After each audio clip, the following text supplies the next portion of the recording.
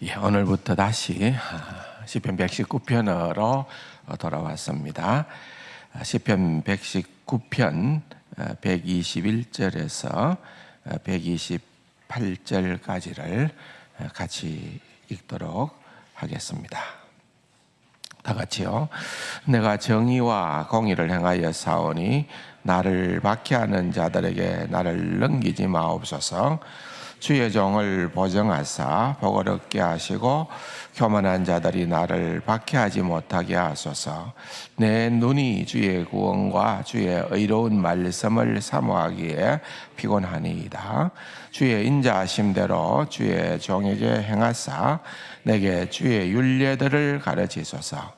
나는 주의 종이오니 나를 깨닫게 하사 주의 증거들을 알게 하소서.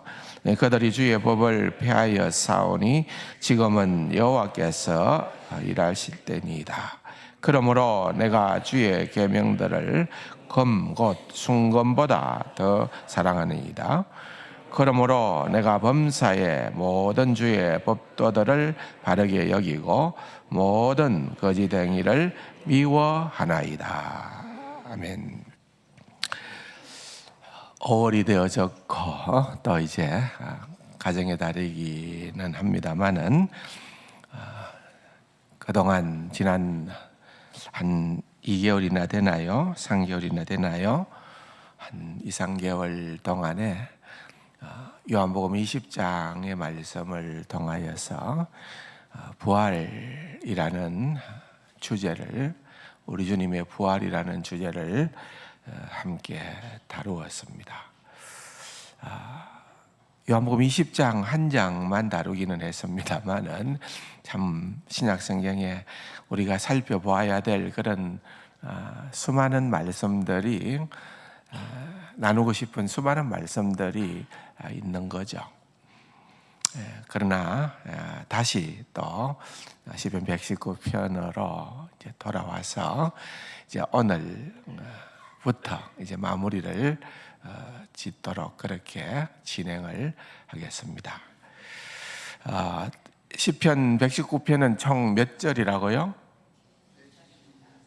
176절이고요. 또 몇 개의 언어로, 기억하고 얘기 안 하시는 거 맞죠?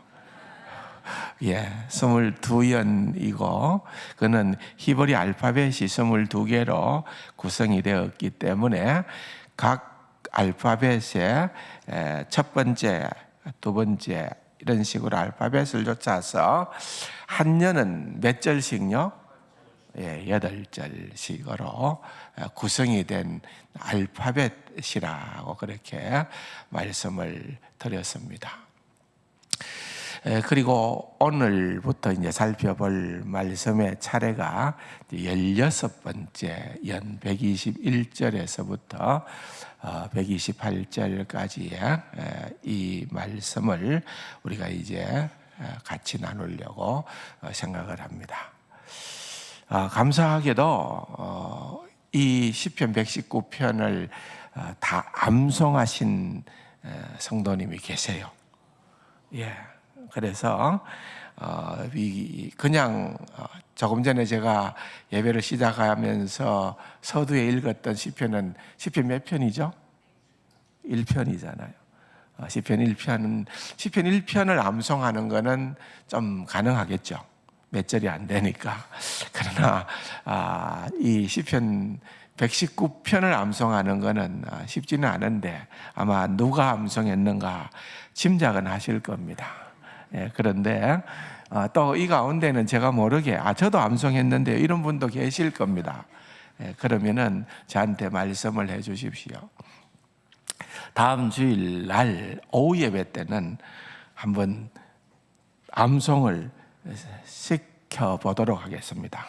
너무 오래 끌다 보면은 암송하다가 까먹을 수 있을 것 같아서 더 까먹기 전에 그렇게 다음 주일 오후에는 한번 제가 시켜볼까 그래 생각을 저 혼자서 하고 있습니다. 이제 그분에게 이제 전달되겠지요. 그래서 다음 주일날 오후에는 여러분들도 기대하시고 또 어쨌든지 같이 속으로든지 또는 눈으로 얼핏얼핏 말씀을 보든지 간에 그 자리에 같이 참여를 해주시면 좋겠다, 그래 생각을 해봅니다. 신앙생활이라는 거는 참 묘한 것 같아요. 어떻게 신앙생활을 하는 것이 진짜 잘 하는 것일까라고 하는 것을 우리가 곰곰이 한번 생각해 보면은 주구장창 내가 하나님 말씀만 보고 그냥 늘 옛날 수도사들이 그랬잖아요. 세상과 완전히 담을 쌓고 수도원에서 평생을 헌신하고 바쳤을 때에 그것을 믿음이 좋은 신앙이다 고 그렇게 얘기를 하느냐 하는 거죠.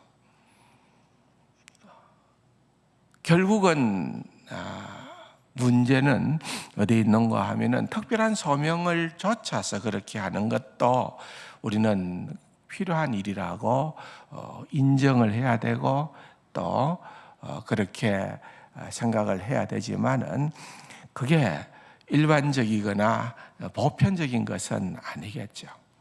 특별한 일이겠죠. 우리가 새 광이잖아요. 세상에 뭐라고요? 빛이다는 말이에요. 그러니까 우리는 그냥 믿는 사람들 안에서 빛을 발하는 자들이 아니고 우리 그리스도인들은 소명이 있는데 너희는 세상을 밝히는, 어두운 세상을 밝히는 빛이 되어야 되고 또한 세상의 소금이다, 그렇게 말을 하고 있는 겁니다. 정 말하자면은 신앙이 세상과 이렇게 벽을 쌓거나 분리가 되는 것이 아니고 분명히 이 세상은 정말 너무나도 더 심할 정도로 악해져 가는 거죠. 어둠이 짙어가는 거죠. 그러나 우리 그리스도인들은 그 세상을 향하여 빛이 되어야 되고 또한 소금이 되어야 되는, 결국은 그렇게 하기 위해서는 우리에게는 이 세상 사람과 다른 삶의 원칙과 방식을 필요로 한다는 거죠. 그게 뭘까요? 우리의 삶의 원칙은 하나님의 말씀이라는 거예요. 하나님의 말씀. 그래서 오직 말씀이라 그렇게 큰 제목을 정한 이유도 그렇게 봐야 되는 거죠.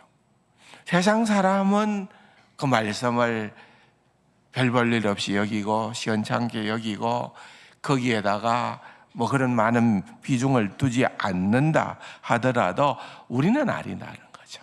우리는 내가 하나님의 자녀라고 한다면은 우리는 하나님의 말씀만이 유일한 진리다. 따라서 우리가 이 세상을 살아갈 때에는 그것이 유일한 진리라고 하면은 우리는 자동적으로 그 말씀을 따라서 그 말씀을 순종하여 살아가는 것, 그걸 세상으로 하여금 보게끔 하는 것. 세상 속에서 우리는 우리의 인생의, 우리의 삶의 주인이 누구인가를 나타내 보이는 것, 그것이 정말로 중요한 일이에요. 오른 가정의 달이다 생각을 할 때에 어릴 적 저는 몰랐죠. 그런데 세월이 흐르고 지금 와서 보니까 저는 어릴 적부터 신앙생활을 하는 데에는 어떤 갈등도 가져본 일이 없는, 왜? 모태신앙이었기 때문에. 할아버지 때부터 믿음을 가지고 신앙생활을 했던 그런 행복한 가정에 태어났기 때문에 저는 신앙생활을 하는 것 때문에 어려움 당한 거는 없는 거죠. 그래서 가끔씩 참 저희 집안을 보면은 목사들도 좀 많이 배출이 되어지고 계속 그렇게 지금까지 진행되다 보니까 참 믿음의 가문이다 라고 하는 그런 얘기도 듣고, 또 저희 부친이 장로님이었는데 그 지역에서 고향 땅에서 행했던 그런 이야기들, 저도 어렸었기 때문에 다 모르는 그런 이야기들이 또한 들려질 때에 저 개인적으로는 참 너무 행복한 거예요. 감사한 거예요. 근데 저는 우리 집안이 그런 줄로만 알았는데 우리보다 더 막강한 집안이 제 처가예요. 이야, 그냥 우리 할아버지 할머니는 믿는 분에 불과했는데 제가 기억으로는 그래요. 그런데 제 아내의 어머니 되시는 장모님의 부친 되시는 분은 옛날에 여러분 조사 들어보셨어요? 지금은 없어진 직임인데 조사라는 게 있어요. 조사. 돕는 자예요. 그러니까 옛날에는 선교사들도 더물었고 목회자들도 더물었고, 그러니까 뭔가 약간은 교회를, 자생적 교회들이 가정교회처럼 이제 선교사들이 늘 한 곳에 머물러 있을 수가 없으니까 복음을 전하고 순회 전도 역할을 하는 그런 일들을 할 때에 가정교회가 세워지고 그 가정교회를 끌고 가는 그런 분들이 대부분 조사였어요. 조사. 근데 그분이 울릉도에서도, 또 그 당시에 뭐 교통이나 그렇게 좋았겠습니까? 또 경상도 그 경북 영천에, 여러분 지난번에 제가 한번 말씀을 드렸던 자천교회라고 하는 우리 기독교 교회사에 아주 유래가 깊은 그 자천교회를 또한 섬겼던 조사님이었다는 거예요. 자천교회는 선교사가 세운 교회는 아니라고 그래요. 복음을 전하고 자생적으로 거기에 믿는 사람들이 모여서 그렇게 세워진 그 교회, 지금도 많은 사람들이 방문을 해서 은혜를 받고 있는 그 교회에 조사였다, 그런 얘기를 들을 때에 저는 또 기가 죽는 거죠. 야, 쭉 수대에 걸쳐서 그렇게 믿음의 가정으로 이어져 오는 것도, 그것도 놀라운 일이지요. 그러나 여러분, 우리가 조금만 눈을 들어서 보면은 신앙생활을 할 때에 이 믿음이 여러분들이 그야말로 초대인 경우들도 종종 있잖아요. 그러다 보니까 아직도 가족들 가운데에, 부모 가운데, 자녀 가운데에 믿지 않는 그러한 가정들도 있는 거고요. 어떻게 해서든 기도하고 복음을 전하기 위해서 눈물을 흘리고 애를 쓰지만은 결국은 여러분, 우리가 해야 되는 것은 그런 어떤 사랑하는 우리의 가족들이든 또는 믿지 않는 세상을 향해서든 결국은 신자로서, 성도로서 우리가 해야 될 것은, 우리는 하나님의 말씀을 순종하는 그러한 삶을 살아가는 것, 이게 가장 힘이 있는 강력한 그러한 어떤 전도의 무기가 될 수 있다는 거예요. 순종이라고 하는 것, 하나님의 말씀을 따라 살아가는 순종은 결국은 믿음으로만 가능하고 그것만이 참된 순종이고 그것만이 하나님께서 인정하시는 순종이라는 것입니다. 여러분들이 오늘 이 시편의 이 본문을 한번 원문을 볼까요? 이렇게 되어 있어요. 여러분들이 여기 보면은 이걸 아인이라고 발음을 하는데 영어로는 소문자 Y하고 거의 닮았어요. 그죠? 그런데 다 아인으로 비롯되어지는 8절이 다 그렇게 되어 있는 겁니다. 그런데 이 8절, 이 본문, 이 16번째 연을 이루고 있는 이 본문에 흐르고 있는 주제가 뭔가 하면은 그것은 하나님의 신실하심이에요. 하나님의 신실하심, 하나님의 성실하심. 그리고 하나님의 신실하심이 있으면 우리 편에서의 응답이 있는데 그게 뭐냐면은 우리의 충성입니다. 하나님의 신실하심 그리고 우리의 충성이라는 거죠. 하나님은 변덕스러운 하나님이 아니시고요. 하나님은 정말로 우리가 말하는 일편단심 민들레입니까? 언제나 신실하시고 하나님이 말씀하신 대로 하나님이 정하신 뜻대로 신실하시다는 거예요. 여기서는 이 말하고 돌아서 저기 가서는 또 다른 말을 하시는 그러한 분이 아니고 신실하시다.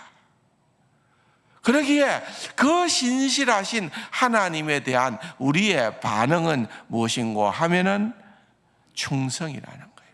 충성. 이것이 8절 안에 흐르는 주제라는 것입니다. 그런데 여러분, 이 우리의 충성이라고 하는 것이 어떠한 방식으로 우리의 삶의 현장에서 표현이 되는가 하면은 그것은 순종이라는 거예요. 신실하신 하나님에 대하여 충성한다 하는 것은 말로만이 아니라 그 말씀을 따라 순종하며 살아가는 삶이다. 그 말씀. 때로는 그것이 내게 손해가 되는 것처럼 보일 때가 있을지라도 그러한 유불리를 막론하고 여러분 순종하자는 거죠. 그렇다면은 우리가 어떻게 하면 우리가 충성스러울 수 있을까 생각을 해보는 거죠. 여러분, 우리가 충성스럽습니까? 예? 자신이 있는 것 같아요. 그런데 여러분들은 자신이 있는지 몰라도 저는 제 모습을 보니까 그렇게 충성스럽지 못한 것 같아요. 예, 어떤 분은 충성하면은 참 저분은 너무나도 충성스럽게 신앙 생활을 한다 하고 그렇게 떠올려지는 그런 분들이 분명히 우리 가운데 있을 수는 있지만은 일반적으로는 여러분 우리는 그렇지 못합니다. 뭐에 비해서요? 하나님의 신실하심에 비해서는. 그냥 나는 상대적으로 다른 사람에 비해서는 좀 더 충성스럽다 이 말은 할 수 있을런지 몰라도 하나님의 신실하심과 비교해 볼 때에 나는 이 정도면 그렇게 얘기할 수 있는 자가 있을까요? 저는 없다고 봅니다.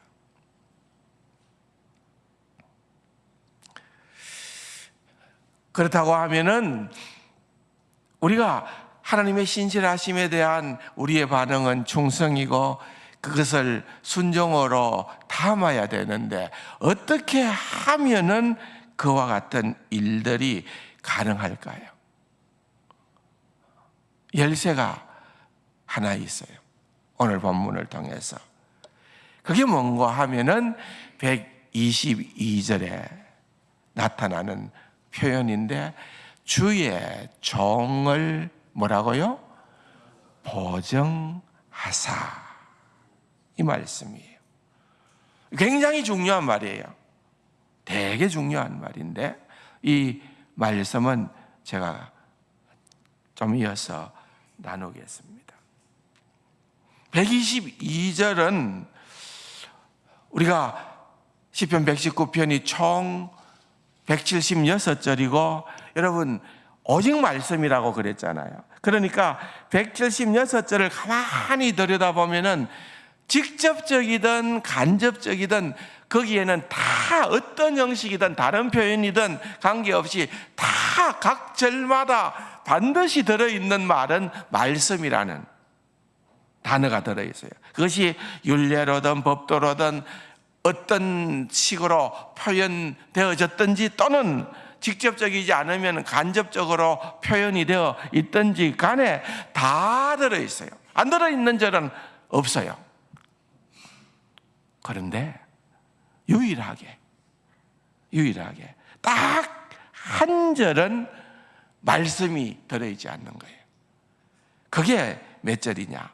122절이에요. 다 같이 한 번 더 읽어볼까요? 122절 다 같이 시작.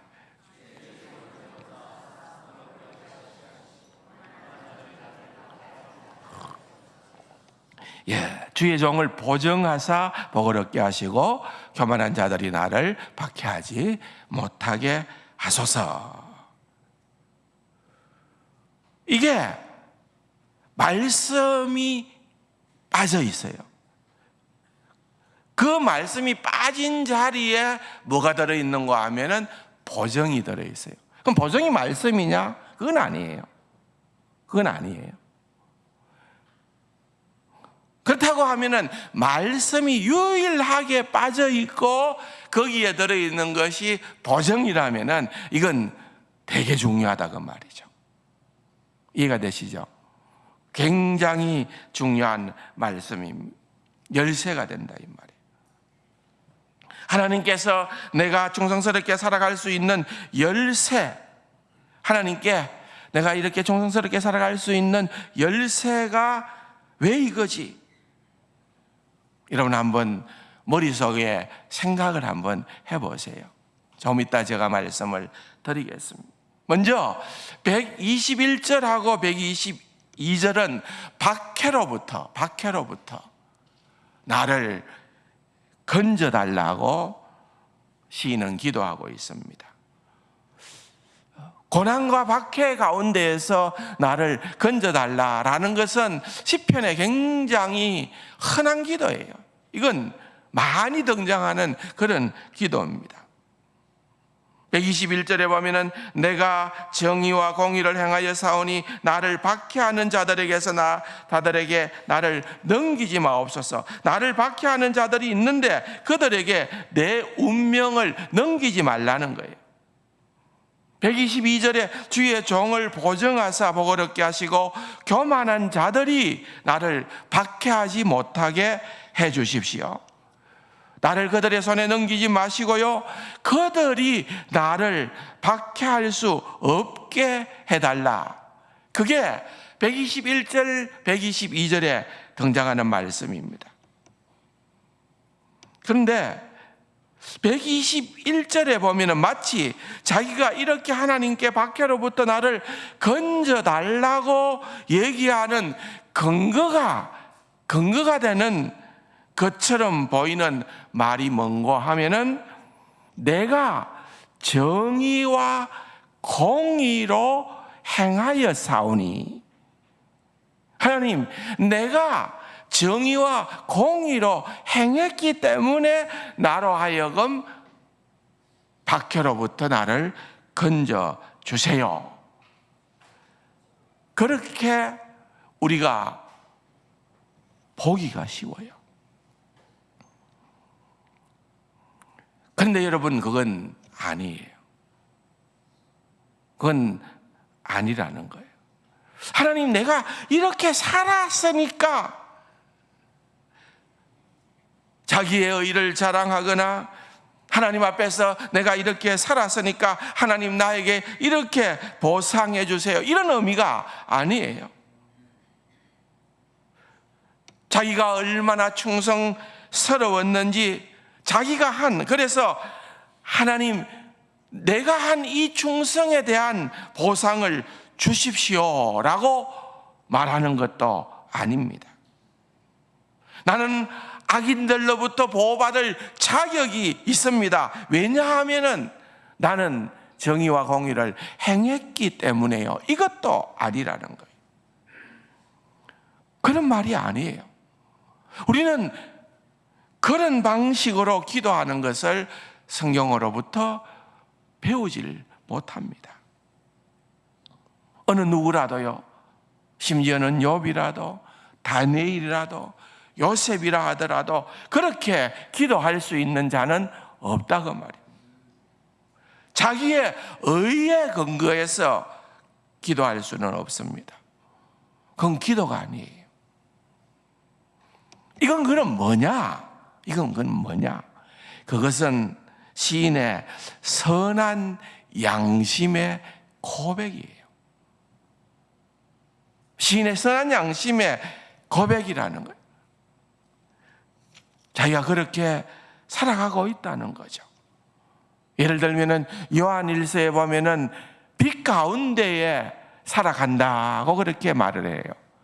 그런데 빛 가운데 행하고 빛 가운데 산다는 그 말은, 주님, 내가 계속해서 어두운 가운데 살길 원치 않아요. 나는 빛 가운데 살기를 원해요. 그런 얘기를 하는 겁니다. 그런데 여러분, 이 정의와 공의를 행한다라는 이 말은 되게 중요한 말이에요. 그냥 갖다 붙인 말이 아니고, 또 그리스도인의 삶에 여러 국면이 있는데 그 가운데 한 가지가 아니고, 그냥 나는 단순하게 정의롭고 착하고 의롭게 살았습니다가 아니고, 굉장히 중요한 뜻을 담고 있는 말씀이라는 거예요. 여러분, 성경에, 특별히 구약 성경에 정의와 공의라는 표현이 굉장히 많이 등장합니다. 그 중에 하나는 사무엘하 8장 15절에 보면은 다윗 왕권의 핵심이라고 볼 수 있는 말씀이 등장을 하는데, 다윗이 온 이스라엘을 다스려 모든 백성에게 정의와 공의를 행할세 그랬습니다. 또 하나님께서 아브라함을 부르신 창세기 28장 19절에 보면은 하나님께서 내가 너를 왜 불렀는지 아냐? 내가 너를 왜 택했는 줄 알아? 그렇게 하시면서 말씀하시기를, 내가 그로 아브라함으로 그 자식과 근속에게 명하여 여호와의 도를 지켜 의와 공도를 행하게 하려고 그를 택했다. 의와 공도 같은 말이에요. 물론 이거 번역이기 때문에 사실은 순서는 뒤바뀌었어요. 정의와 공의, 이 순서대로 하면은 공도와 의예요. 히브리 말 자체는. 그런데 그 정의라는 것, 그 정의라는 것. 창세기 18장에는 공도라고 나오는 이 말은 영어 표현으로 할 것 같으면은 justice라는 말이에요. justice라고 하는 말인데 히브리 말로는 미시파트라고 그래요. 히브리 말로는 들어보셨을 거예요. 미시파트라고 하는 건데 이것은 판결, 결정을 의미하는 말이에요. 어떤 판결이냐? 사법적인 판결을 의미하는 그러한 말이에요. 사법적으로 정의롭다, 그 말입니다. 그 말은 무슨 말인가 하면은 억울함이 없도록 해준다, 그 말이에요. 여러분, 재판이 공정하다면은 물론 하나님처럼 공정할 수는 없겠죠. 사실 우리는 이걸 믿는 거예요. 최후심판의 자리에서 하나님이 심판하실 때에 하나님의 심판은 완전하고 절대적으로 공정할 것이다. 여러분 믿습니까? 그것을 믿기 때문에 우리는 이 세상에서 때때로 당하는 억울한 일들이 아무리 많다 하더라도 우리는 억울해하지 않을 수 있어요. 왜? 우리에게는 궁극적으로 최종적인 하나님의 최후 판결이 있기 때문에 그 판결은 온전하고 완벽하고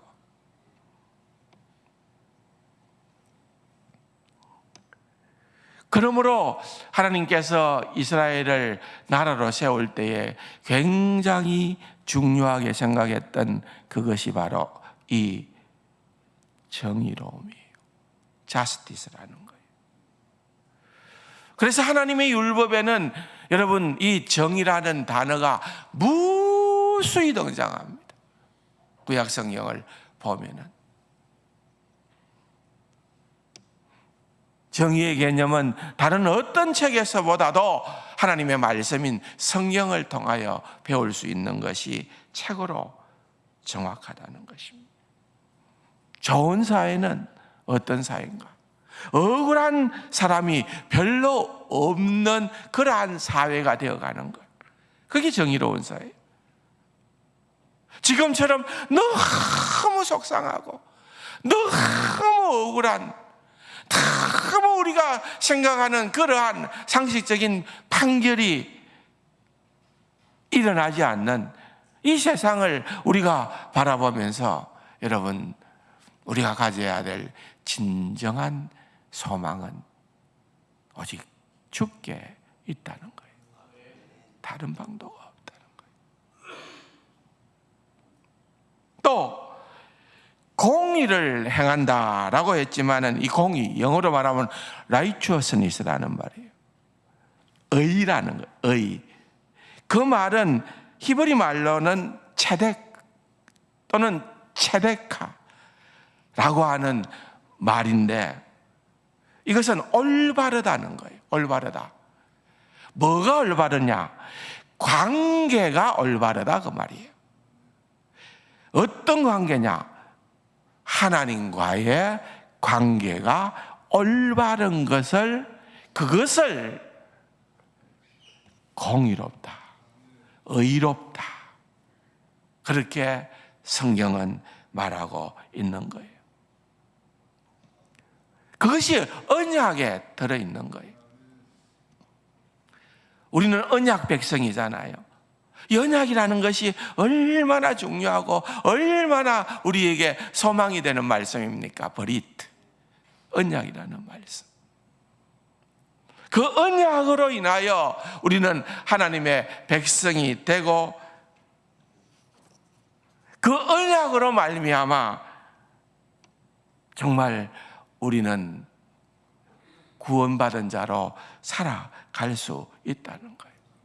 이 언약 때문에 나의 의로움이나 나의 공로나 나의 행위가 아니고 이 언약 때문에 결국은 하나님은 이 언약을 끝까지 신실하게 지키시는 하나님이시다는 거예요. 아무리 내가 그것을 깨뜨리고 아무리 내가 음란하고 불륜을 저질러도 하나님은 우리를 버리지 않으세요. 뭐 그렇다고 내 마음대로 해도 좋다 그 말이 아니고, 여러분, 우리가 정말 하나님 앞에 제대로 설 수 있는 그런 면목이 없는 그러한 죄인들이라 하더라도 그것 때문에 우리가 망가지는 것이 아니라 하나님은 하나님 자신의 언약 때문에 우리를 소중히 여겨 주신다. 그렇기 때문에 우리가 늘 이 땅 위에 살아가면서 기억해야 되는 것은 바로 하나님과의 이 올바른 관계예요. 이게 중요해요. 하나님과의 올바른 관계. 그렇게 하나님과의 올바른 관계에서 살아가기 때문에 세상 속에서 세상 사람들을 향하여서는 그것이 정의롭게, justice, 정의롭게 나타나게끔 되어 있다는 거예요. 그러므로 공의라고 하는 것은 그리스도인의 성품과 삶의 특징이어야 되는 거예요. 요즘 세상 사람들이 교회를 그렇게 부담스러워하지 않는 것 같아요.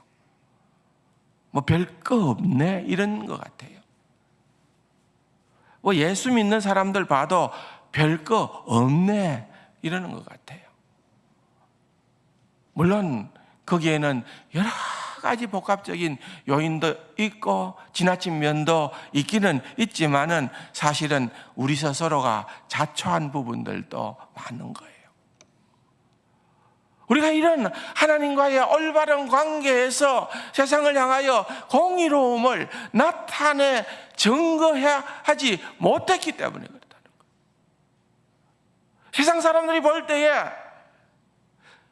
그리스도인들은 우리 마음에 다 안 들지만은 그래도 저 사람들은 우리보다 분명히 윤리적으로나 도덕적으로나 나은 면이 있어.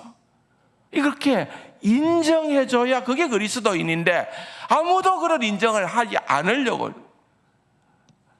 예수 믿지 않는 나나 예수 믿는 너나 세상에서 추구하는 그러한 기준과 가치와 목적과 목표와 그 모든 삶의 양식이 하나도 구별됨이 없더라는 거예요. 오히려 사람들이 그렇게 해요. 나는 예수 믿는 사람 때문에 손해 많이 봤다.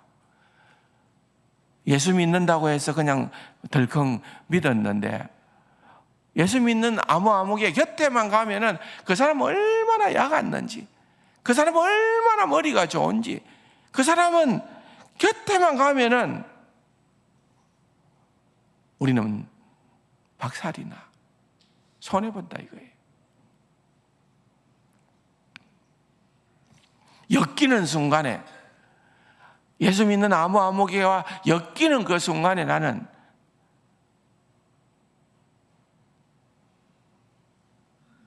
여러분, 예수 믿는 자가 판사가 되면은, 예수 믿는 자가 검사가 되면은, 예수 믿는 자가 정치인이 되면은, 예수 믿는 자가 어떤 권력을 가진다면은 그 사회가 훨씬 더 정의로운 사회가 되어야 된다는 거예요. 문제는 뭘까요? 너무 가짜 그리스도인들이 많다는 거예요. 여러분, 이게 진짜 오늘날 이 시대에 정말 중요한 개념이에요. 정의와 공의라는 이 개념. 그렇기 때문에 솔로몬 왕국에서 솔로몬의 기도에서도 그것이 등장을 하고, 이사야서 9장에 보면 메시아 왕국에 대한 예언은 그 정사와 평강의 당이 무궁하며 또 다윗의 왕자와 그의 나라에 군림하여 그 나라를 굳게 세우고 지금 이후로 영원히 정의와 공의로 그것을 보존하실 것이라. 예레미야서 23장 5절에 메시아에 의한 예언이 나오는데 한 의로운 가지를 다윗에게 일으킬 것이라. 그가 왕이 되어 지혜롭게 다스리며 세상에서 정의와 공의를 행할 것이며 아모스도 오직 정의를 물같이 공의를 마르지 않는 강같이 흐르게 할지어다. 시편 33편 5절에도 여호와는 공의와 정의를 사랑하시며 그랬습니다. 시편 89편 14절에도 의와 공의가 주의 보좌의 기초라. 여러분, 얼마나 많이 등장하는지 모릅니다.